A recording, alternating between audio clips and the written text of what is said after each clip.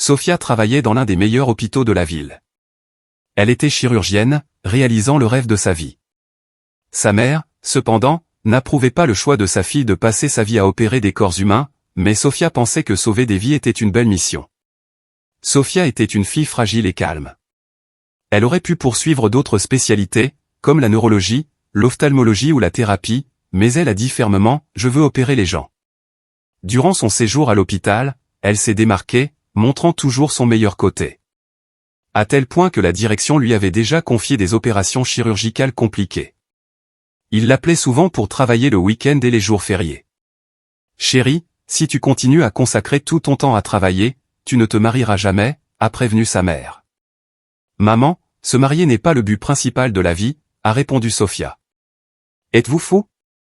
Vous êtes une femme et vous savez que les femmes vieillissent plus vite. »« Le temps passe, l'horloge tourne », a insisté la maman. « Alors laisse la montre me prendre », répondit nonchalamment Sofia.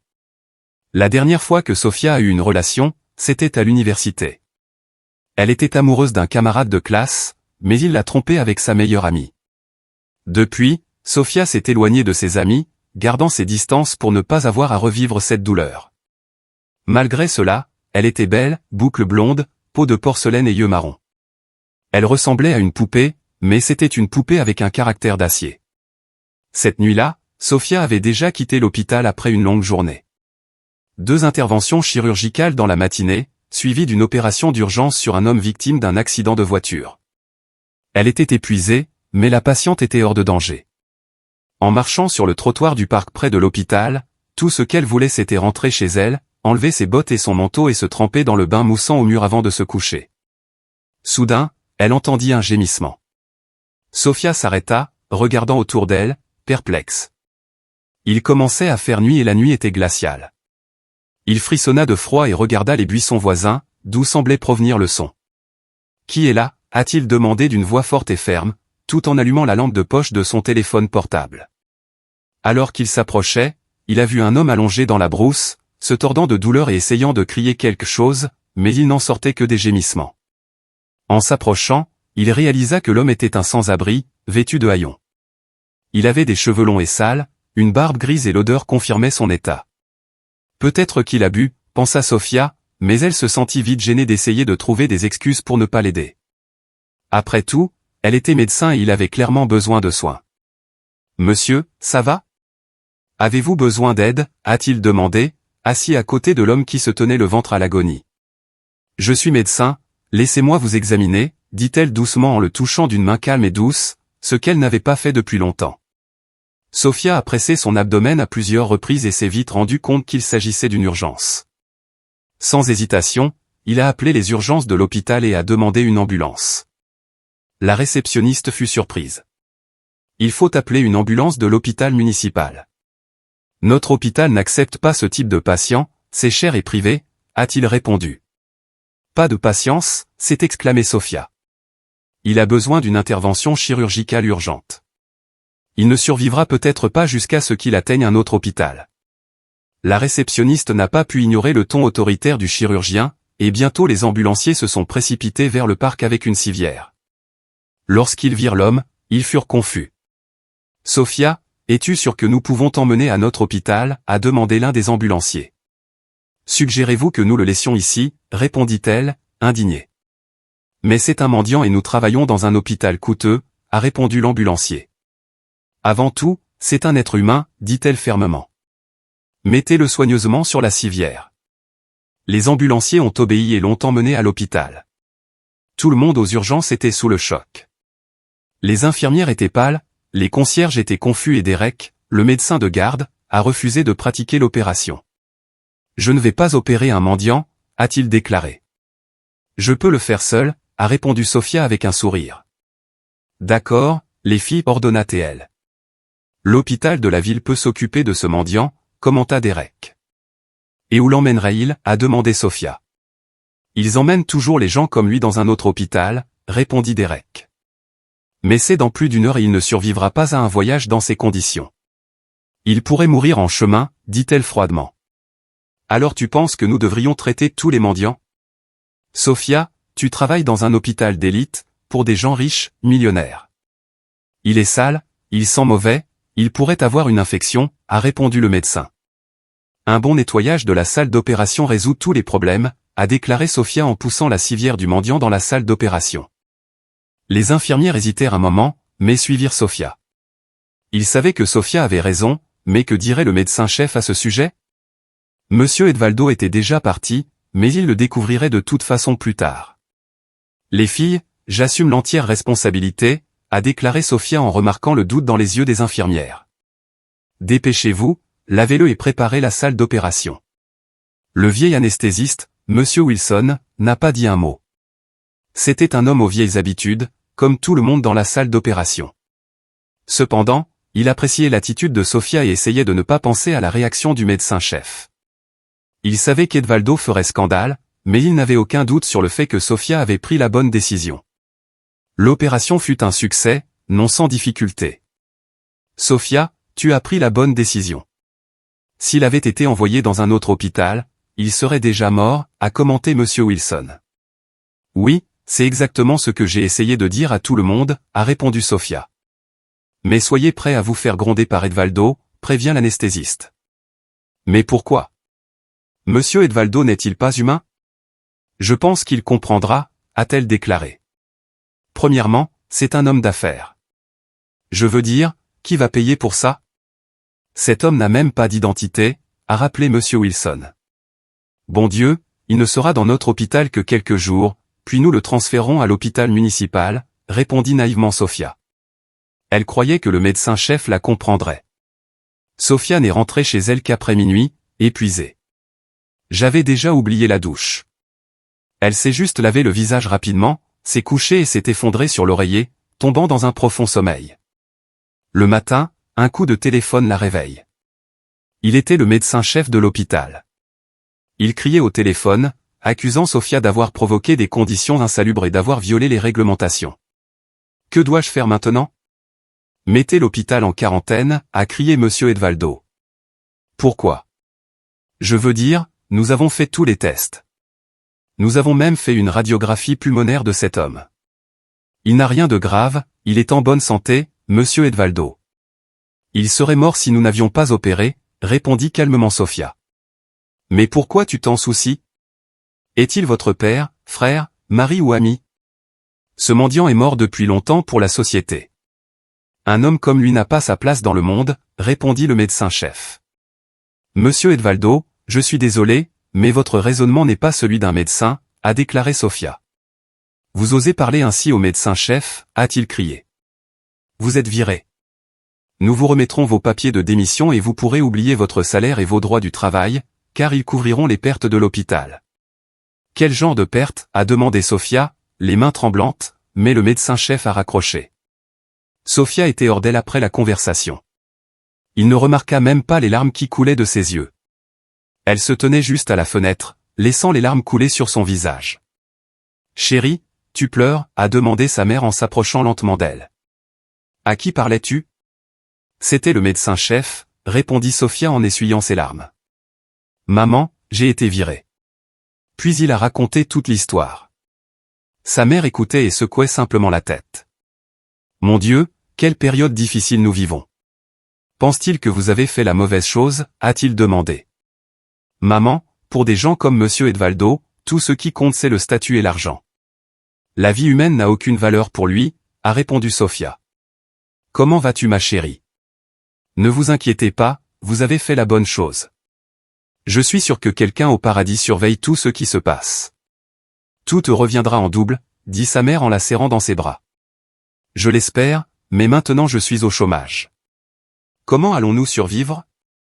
Je vais chercher un nouvel emploi, mais je pense que Monsieur Edvaldo veillera à ce que je sois sur la liste noire de l'hôpital. Dans ce cas, je ne trouverai de travail nulle part, a déploré Sophia. Eh bien, peu importe. Tu peux être pharmacien, il gagne beaucoup d'argent, suggère la mère. Maman, je suis chirurgien. J'ai l'habitude de sauver des vies, pas de vendre des médicaments. Mais peut-être que tu as raison. Eh bien, nous verrons, répondit Sophia. Pendant ce temps, Monsieur Edvaldo appelait déjà d'autres hôpitaux, avertissant les médecins-chefs de ne pas embaucher Sophia sous aucun prétexte.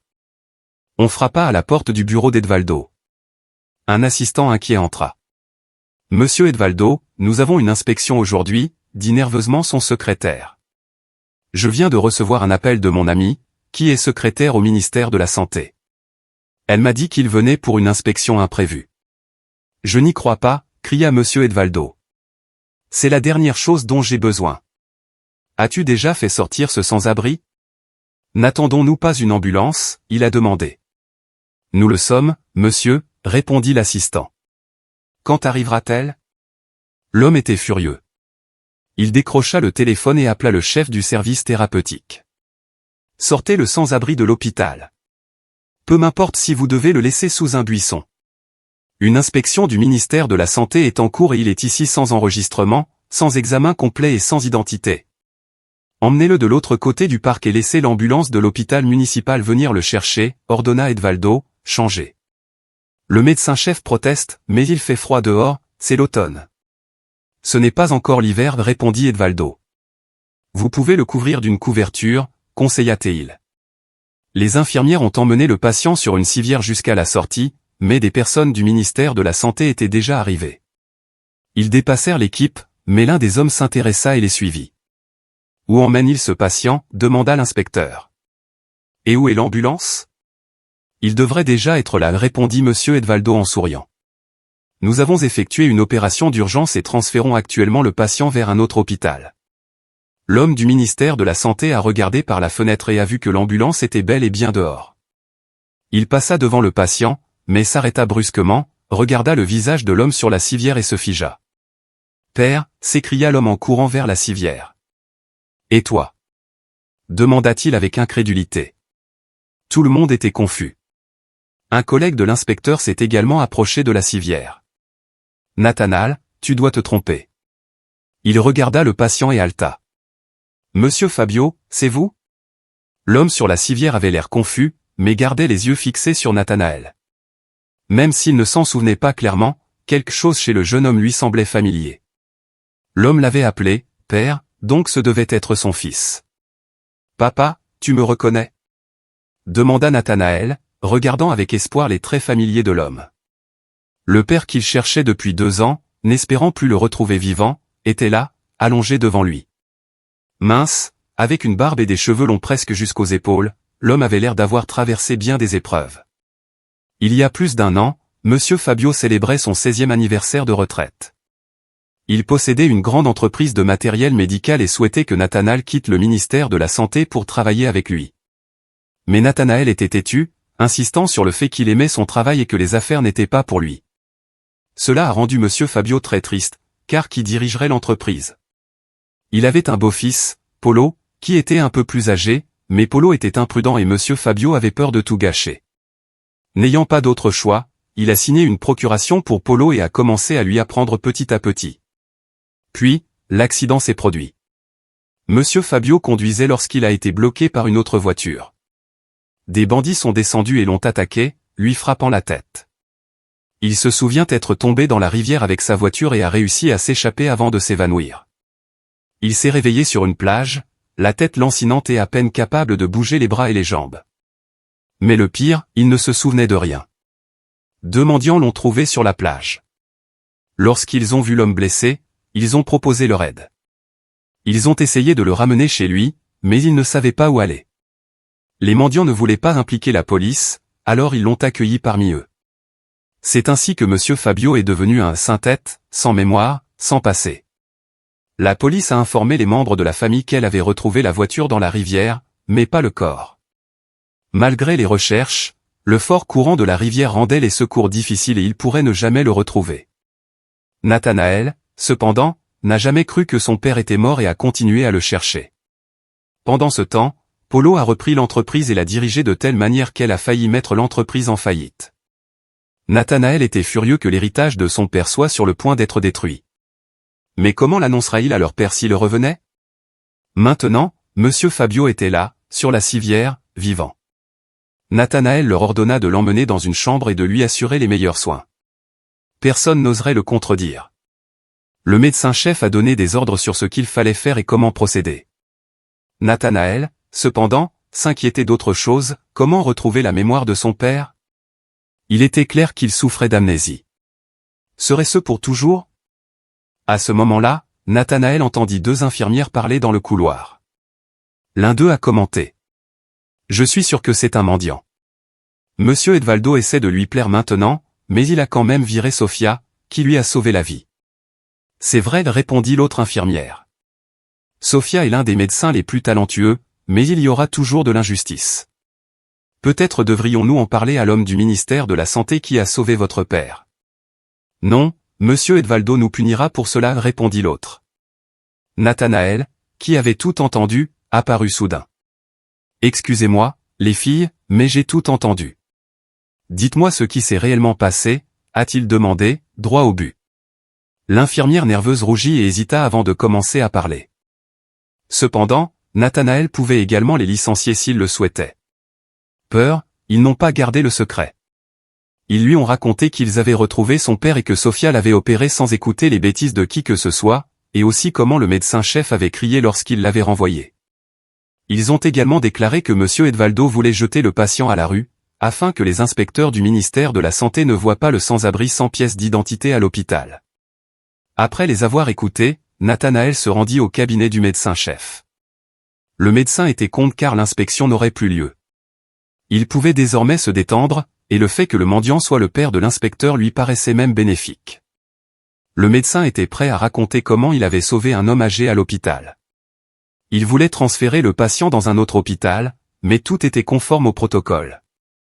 Il ne s'attendait pas à ce que l'équipe le dénonce, mais tout le monde était fatigué de son arrogance et de son mauvais caractère.